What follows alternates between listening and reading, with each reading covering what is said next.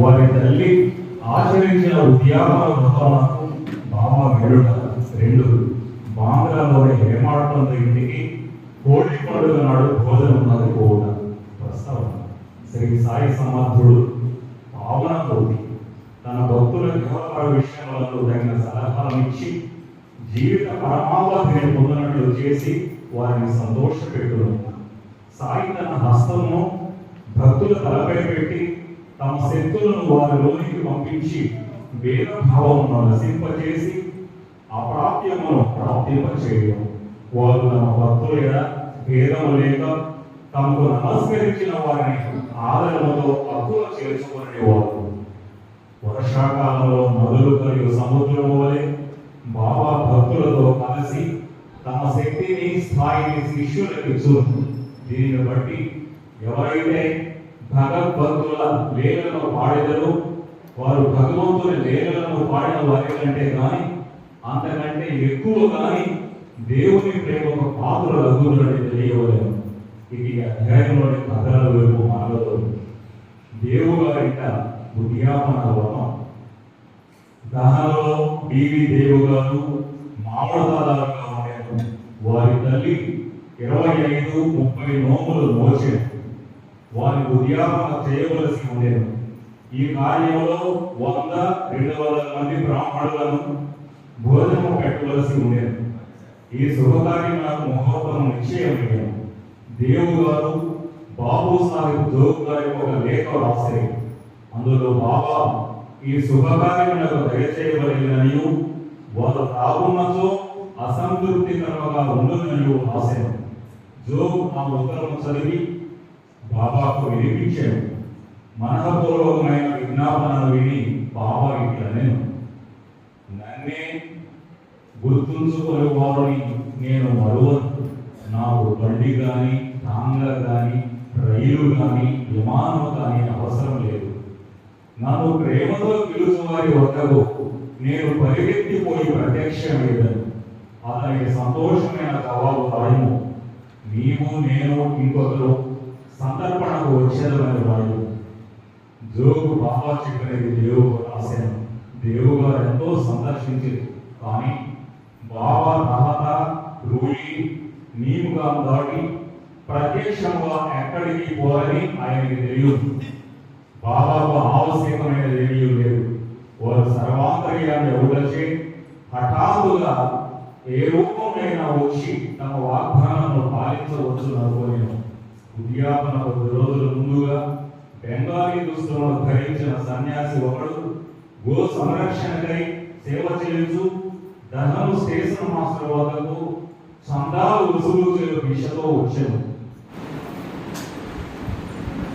40వ అధ్యాయం ముందు ప్రస్తావనలో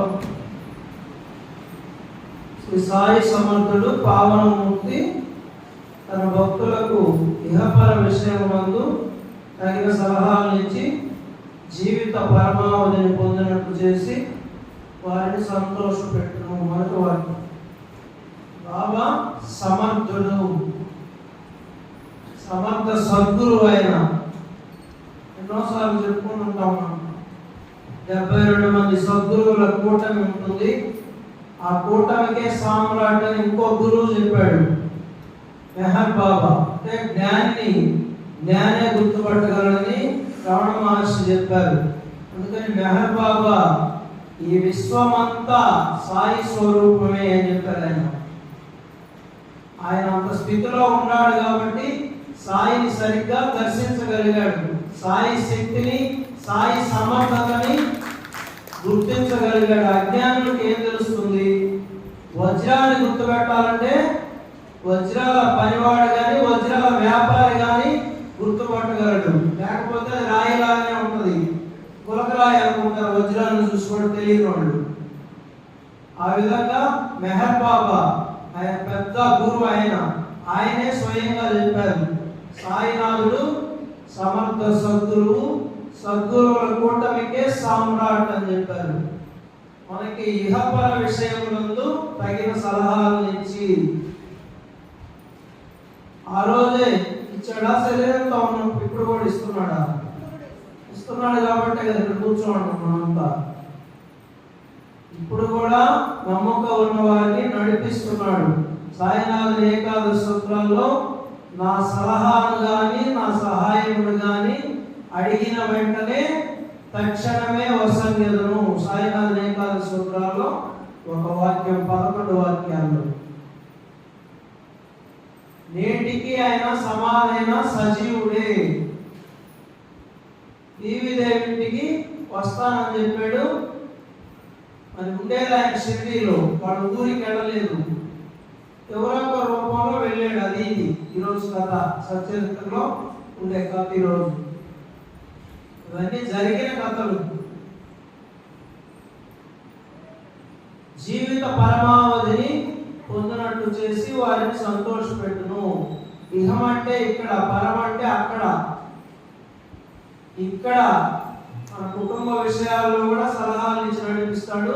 వచ్చే జన్మ కూడా అవసరమైంది. మంచి జన్మ మనం పొందేదానికి ఇంకా అర్హత సంపాదించుకుంటే జన్మ కూడా లేకుండా చేస్తాడు. మోక్షాన్ని ఈ జన్మలోనే ప్రసాదిస్తాడు. జన్మ రాహిత్యాన్ని ఇస్తాడు. జనన మరణ చక్రం నుండి విడగొడతాడు మనల్ని. అది సమర్థ సాయినాథుని శక్తి. తర్వాత సాయి తన హస్తమును భక్తుల తలపై పెట్టి శక్తిపాతం అంటారు దీన్ని. బాబా దేహంతో ఉన్నప్పుడు ద్వారకామాయిలో తల మీద చేయి పెట్టేవాడంట భక్తులకి. వాళ్ళకి తన శక్తిని వాళ్ళకి ప్రసాదించేవాడంట. అంటే అర్హత ఉండాలి, దానికి కూడా అందరికి ఇవ్వడు. పాత్రత అర్హత సంపాదించుకోవాలి మనం. శక్తులను వారికి లోపలికి పంపించి భేదభావములను ప్రసరింపజేసి అప్రాప్యమును ప్రాప్తింపజేయను. అంటే తనలాగా తన శిష్యుడిని తయారు చేస్తాడు. తర్వాత వాక్యం అదే, వర్షాకాలంలో నదులు కలిగి సముద్రం వలె. నదులు సముద్రంలోకి వెళ్తుందా? సముద్రం అంటారా నది అంటారు దాన్ని? నదుల్లో నీళ్ళన్నీ సముద్రంలోకి వెళ్ళిపోతే అవి కూడా సముద్రం నీళ్ళే. అట్లా శిష్యులు కూడా తనంతటి వాడిని చేయగలవాడే సమర్థ సద్గురు. ఎంతో మందిని తయారు చేశాడు. సాయి నాటిన కల్ప వృక్షాలని భరద్వాజ మాస్టర్ గారు సాయి లీలామృతంలో రాస్తున్నారు. తయారు చేశాడు, తయారు చేస్తున్నాడు కూడా ఇప్పుడు. తర్వాత చూడండి, బాబా భక్తులతో కలిసి తమ శక్తిని, స్థాయిని శిష్యులకి ఇచ్చును. తన శక్తిని తన శిష్యులకి ఇచ్చి, అర్హత ఉండే శిష్యులకి తనంతటి వాడిగా తయారు చేసి వారి ద్వారా వారిలో ఆయనే ఉండి లోక కళ్యాణం చేయిస్తాడు. అంతటా ఉన్న చైతన్యమే కదా భగవంతుడు. అన్ని జీవుల్లో ఉన్న చైతన్యమే భగవంతుడు.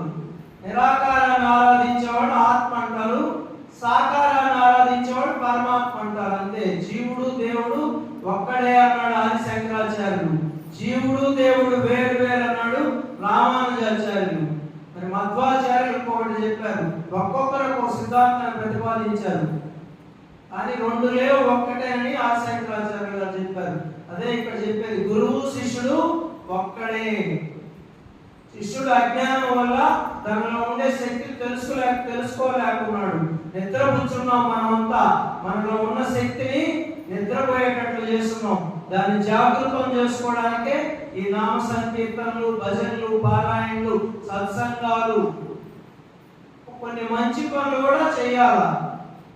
దీనిని బట్టి ఎవరైతే భక్తుల లీలలు పాడేదరో వారు భగవంతుని లీలను పాడిన వారి కంటే గాని అంతకంటే ఎక్కువ గాని దేవుని ప్రేమకు పాత్రులవుతారని తెలియవలెను. భక్తుల లీలలు పాడినా కూడా భగవంతుడి గురించి పాడినట్లే చెప్తున్నారు ఇక్కడ. మరి హారతి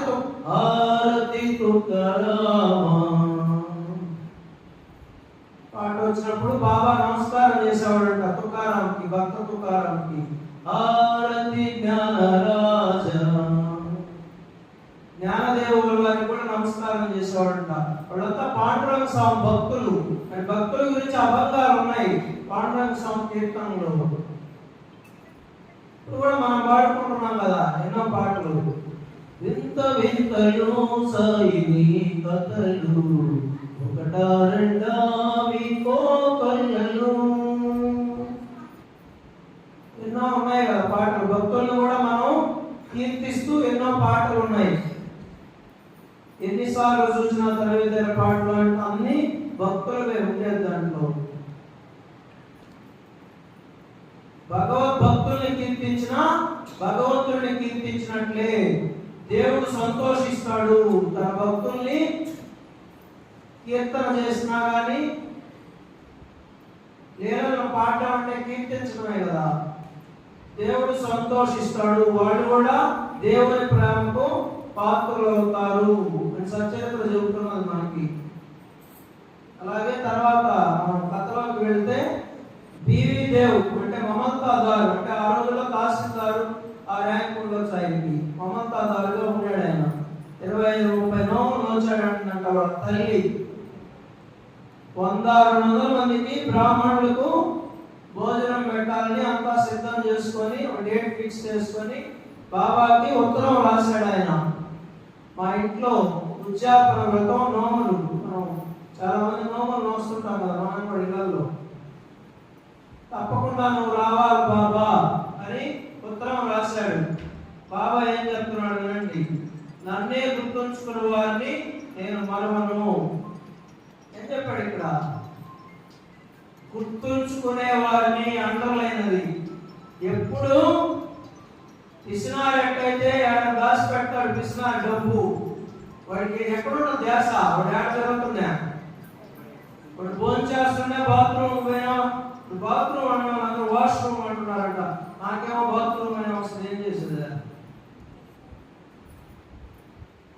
ఎక్కడే పోయినా వాడు ఏడ జరుగుతున్నా వాడు దాచిపెట్టినా ఆ సొమ్ము మీదనే ఉంటుంది వాడికి ధ్యాస, పిసినారు వాడికి. అట్లా మనం కూడా సాయి సాయి సాయి అనుకుంటుంటే, సాయి నామం చేసుకుంటే, సాయి సచరిత్ర పారాయణ చేసుకుంటే, సత్సంగాలు వింటే సాయి ఎప్పుడు గుర్తుంటాడు మనకి. ఆ లీల తలుచుకుంటా ఉంటాం. గుర్తుంచుకునే వారిని అన్నాడు ఇక్కడ అంటున్నాయి. అందరినీ కాదు, గుర్తుంచుకోవడమే సాధన. గుర్తుంచుకున్న వారిని నేను మరవను. ఆయన మర్చిపోకుండా ఆయన హృదయం ఎంత చోటు సంపాదించాలంటే సై మన జన్మకే ఏం కావాలంట? మన తపనంతా మనుషులు గుర్తించాలనే కదా. భగవంతుడు గుర్తించితే ఆ జన్మ ధన్యం. మనుషులు ఈరోజు గుర్తిస్తారు, రేపు పోరాడతారు. మళ్ళా మార్పులు ఉంటాయి. భగవంతుడిలో మార్పు ఉండదు. ఆయన నిరంజనుడు, నిత్యుడు, శాశ్వతుడు. తర్వాత ఏం చెప్పాడు? నాకు బండి కానీ ఆయనకు అవసరమా? విమానం కూడా అవసరం లేదన్నాడు. విమానం ఆయన ఇప్పుడు నెక్కాడా, రైలు ఇప్పుడు నెక్కాడా? బాబా ఏం అవసరం లేదు, మీ ఊరికి నేను వస్తా అన్నాడు. అదే కదా సర్వవ్యాపకుడు, సర్వాంతర్యామి, సర్వజ్ఞుడు. ఎక్కడ కావాలంటే అక్కడ ఉన్నాడు. మీరు పిలిచిన వెంటనే వచ్చేదను అన్నాడు. లోపల బయట ఉన్నాను నేను, సర్వాంతర్యామి అన్నాడు. ఎట్లా వస్తాడు? నా రైలు వెళ్ళా, బండి వెళ్ళా, విమానం వెళ్ళా, టాంగా వెళ్ళా, నేను వస్తానంటున్నాడు. వాళ్ళది వేరే ఊరు, ఎన్నో కిలోమీటర్లు, 100 కిలోమీటర్ల పైనే వాళ్ళ ఊరు. నన్ను ప్రేమతో, తర్వాత వాక్యం ఇదే, నన్ను ప్రేమతో పిలుచు వారి వద్దకు నేను పరిగెత్తిపోయి ప్రత్యక్షమయ్యేదను. అతనికి జవాబు రాయము, నేను ఇంకొక 2 సంతర్పణకు వస్తాము అని రాయించాడు. జవాబు మళ్ళా రిటర్న్. ఇక్కడ కూడా గుర్తుపెట్టుకోవాలి, ప్రతి పదం విలువైంది సాహిత్య చరిత్రలో. ప్రేమతో పిలుచువారి, ఊరికే కాదు, ప్రేమతో పిలవాలి. ప్రేమకు నమ్ముతాడు భగవంతుడైన. ప్రేమ ప్రేమ పరిగెత్తిపోయి ప్రత్యక్షమైన, మామూలుగా నడిచి కాదు, పరిగిస్తాడంట. అనంటే సాయి అని ప్రేమగా పిలిస్తే రాడా? ఓయి అని. సాయి అంటే ఓయి అంటున్నాడా లేదా అని చూడండి. ప్రేమతో హృదయ అంతరాళంలో నుంచి పిలవండి. సాయి అంటే ఓయి అంటాడో లేదు. రాయించాడు జాబు. అంతకుముందు ఒక ఆయన చందాలకు వచ్చాడంట, ఒక సన్యాసి. ఈయన గ్రామ పెద్ద కదా, మమంతాదారంటే.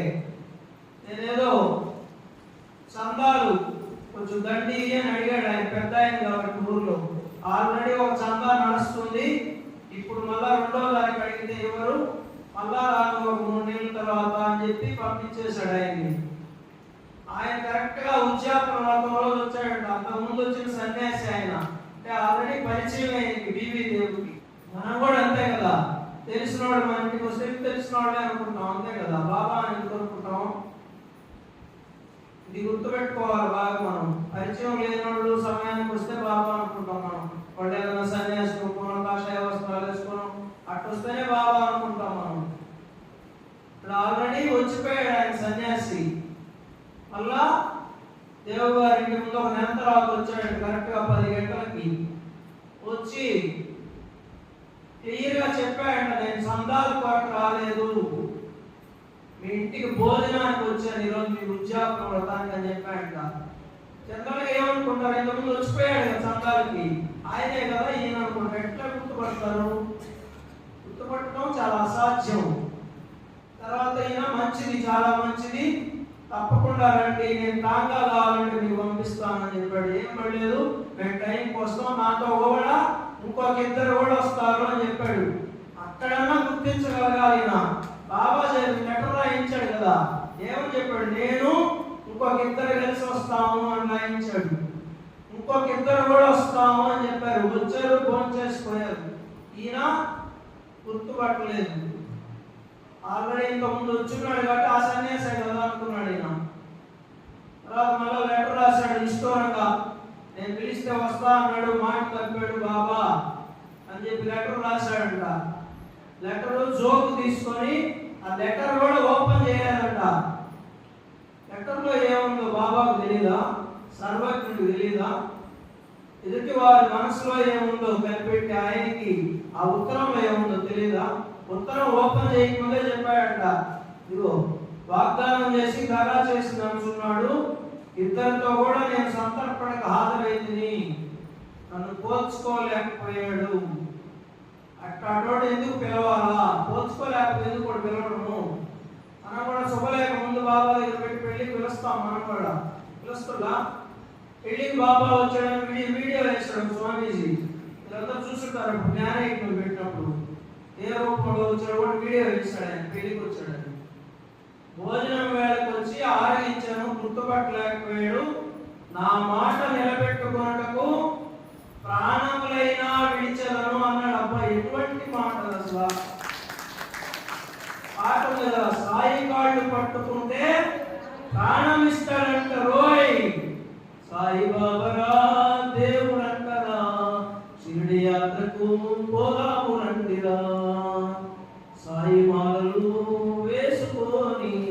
షిరిడి యాత్రకు పోదాము రండిరా.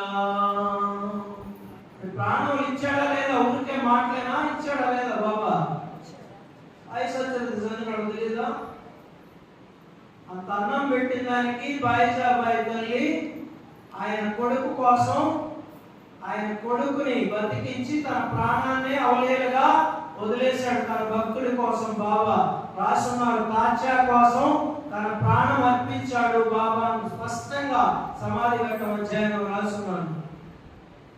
ఆయనకు ఆయుష్నిచ్చి ఈయన వెళ్ళిపోయాడు.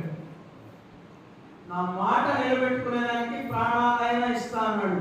మనమంతా ఎంత భాగ్యవంతులం, ప్రాణం ఇస్తా అంటున్నాడు మాట నిలబెట్టుకునేదానికి. ఎంత హామీ ఇది, ఎంత అభయం. అలా ఆయన లెక్కలు రాశాడు. అది చదవంగానే ఆనంద బాష్పాలు గారాయంట. బాబా మన ఇంట్లో శుభకార్యానికి వస్తే ఎంత ఆనందం కలగదు, మాటల్లో చెప్పగలమా? ఆయన కూడా ఆనంద బాష్పాలు గారాయంట. అనవసరంగా బాబా నిందించినందుకు పశ్చాత్తాపడను, పశ్చాత్తాపం చెందాడు. సన్యాసి తెలిసిన ఆయన నేను గుర్తుపట్టలేకపోయాను. అంటే మనం తెలుసుకోవాల్సింది ఏంటి? మనకి తెలిసిన వాళ్ళ రూపంలో కూడా రావచ్చు బాబా. తెలిసిన వాళ్ళే కదా అనుకోబాకండి. నేను పిలిచామనుకో, బాబాని పిలుస్తుంటాం కదా మనం. పిలవమా? మన ఇంట్లో శుభకార్యాలు పిలుస్తాం తప్పకుండా. అంటే గుర్తించగలగాల, గుర్తించే జ్ఞానం కావాలంటే ఇప్పుడు ఈ కథ చదివితే కదా మీకు అర్థమైంది, అంతేనా కాదా?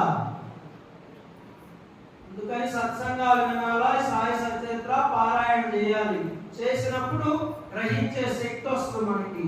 అందుకే సచరిత్ర అని నేను శిరస్సు మీద పెట్టుకొని నెల్లూరు టౌన్ అంతా తిరిగి వచ్చింది. సాయి సచరిత్ర శోభాయాత్ర అని. చివరి వాక్యం, భక్తులు పూర్ణముగా సద్గురువును శరణ వేడినచో వారు తమ భక్తుల ఇళ్లలో శుభకార్యమును సవ్యంగా నెరవేరినట్లు చూచెదరు అన్నది ఈ కథ వల్ల స్పష్టమవుతున్నది. పరిపూర్ణంగా నమ్మకంతో వేడాలి. ఇక్కడేం రాశారు? ఆ ఊరికే వేడడం కాదు. ఇలా పాడారు ఎన్నో, ఈరోజు పాడారు వేడలా సాయి శరణం. ఈరోజు ఎన్నో వేడలా సాయి శరణం, చేయలా బాబా స్మరణం, పండితులే అయినా మరి పామరులే అయినా సాయిని శరణన్న వారి జన్మధన్యమౌరం. వేడలా సాయి శరణం, చేయలా బాబా స్మరణం.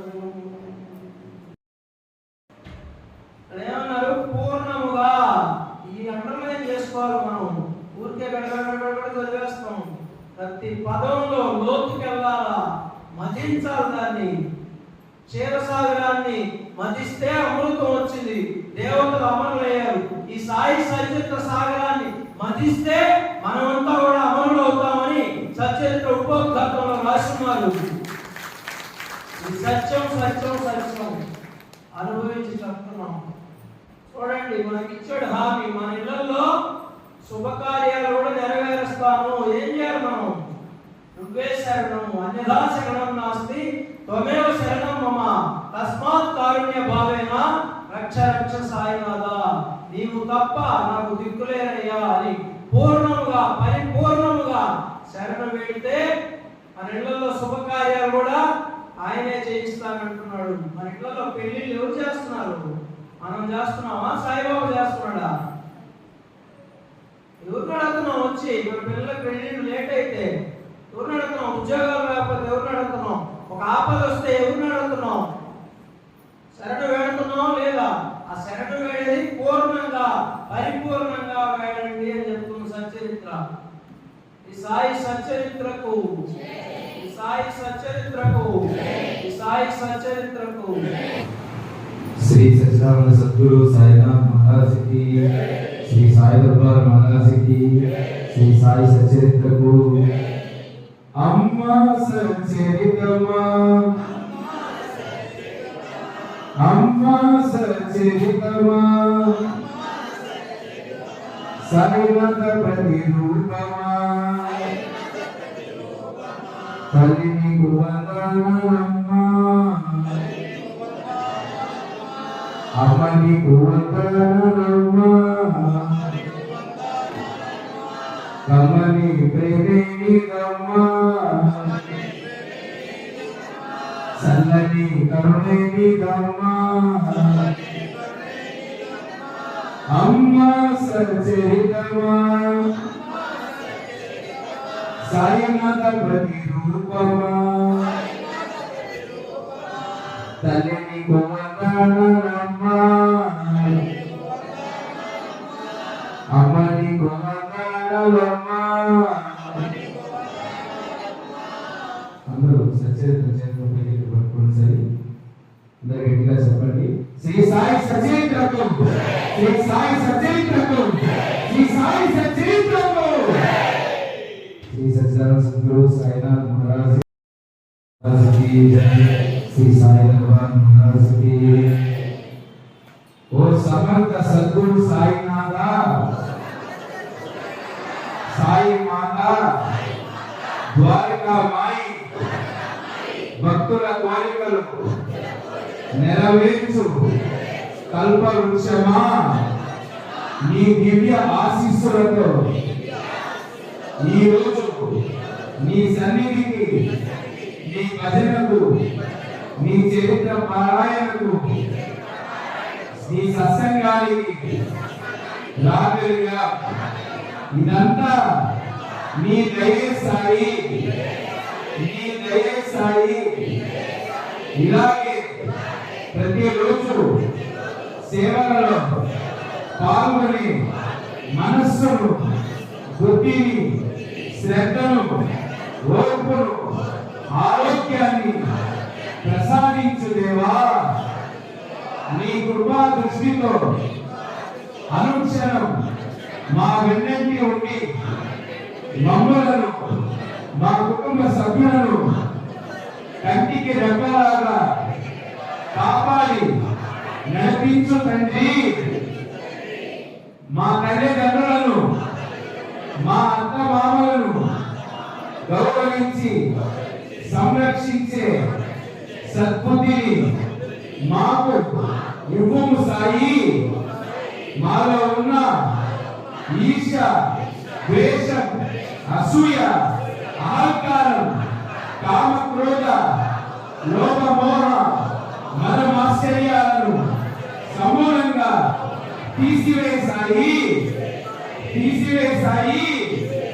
బాబా బాబా నీ చేతిలో పరికరములుగా లోక కళ్యాణానికి మమ్మలను ఉపయోగించుకోసాయి ధర్మాన్ని ఆచరించే శక్తిని సద్గుణాలను ఇంద్రియ నిగ్రహాన్ని మాకు అనుగ్రహించు సాయి మాకు మా కుటుంబానికి ఈ విశ్వానికి అంతటికి నిరంతరం శాంతిని ప్రసాదించు దేవా నిరంతరం శాంతిని ప్రసాదించు దేవా సాయినాథ సాయి దేవా సాయి తండ్రి సాయి అమ్మ సాయి మాత అఖిలాండ కోటి బ్రహ్మాండ నాయక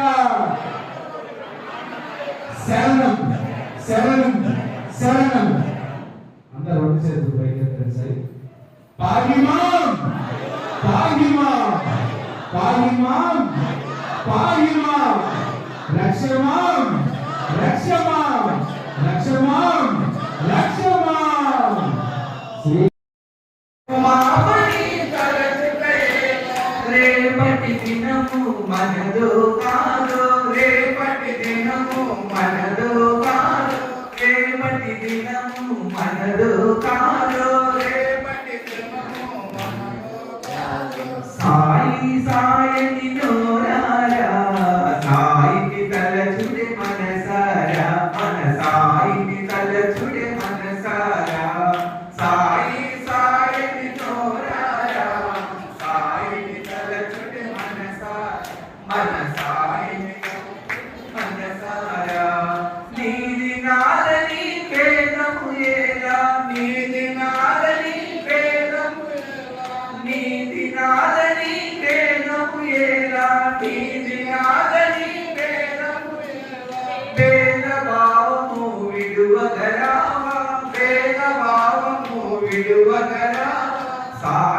సాయని నోరారా సాయిని తలచుడే మనసారా సాయి సాయని నోరారా సాయిని తలచుడే మనసారా మన సాయిని తలచుడే మనసారా మన సాయిని తలచుడే మనసారా సద్గురు సాయినాథ్ మహారాజ్ की जय। ఓ సాయి దేవా కరుణించవా, ఓ సాయి దేవా కరుణించవా, మమ్మేలవా మాధవా, మమ్మేలవా మాధవా. ఓ సాయి దేవా కరుణించవా, ఓ సాయి దేవా కరుణించవా, మమ్మేలవా మాధవా, మమ్మేలవా మాధవా. జై జై సాయి రామ్ సాయి రామ్, జై జై సాయి రామ్, జై జై సాయి రామ్ సాయి రామ్, జై జై సాయి రామ్.